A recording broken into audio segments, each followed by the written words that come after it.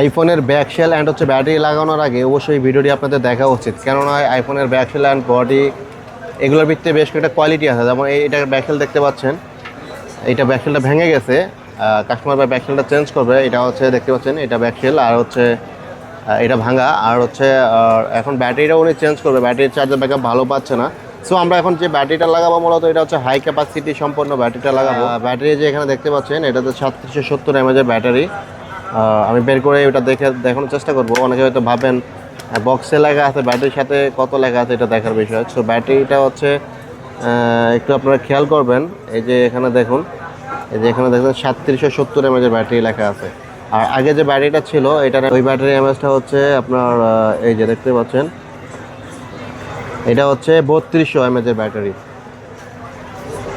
3200 mAh। আপনারা তারপরেও গুগলে সার্চ করলে বুঝতে পারবেন। আর এটা তো এমএস বাড়ানো, সো এটার তুলনায় এই ব্যাটারিটা 100% চার্জ ব্যাকআপ অনেক ভালো পাবে।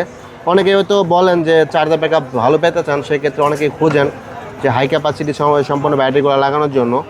সো তারা চাইলে আমাদের সাথে যোগাযোগ করতে পারেন, অথবা আপনারা যেখানে ব্যাটারিগুলো লাগান এই বিষয়গুলো খেয়াল রাখবেন, তাহলে হচ্ছে আপনারা অন্তত প্রতারিত হবেন। অনেকে আপনাকে বলবে হাই ক্যাপাসিটি সম্পন্ন ব্যাটারি, বার হচ্ছে যখন ব্যাটারির সাথে মিলাবেন আপনি অনেকে তো বুঝবেন না, বা অনেকে তো দেখে নেন না যে ব্যাটারির সাথে কত কী লেখা আছে। অবশ্যই আপনি এগুলো দেখে বুঝে নেওয়ার চেষ্টা করবেন। সো আমরা এখন ব্যাটারিটা ইনস্টল করে দেবো, আর হচ্ছে ব্যাটারিটা ইনস্টল করে দেবো।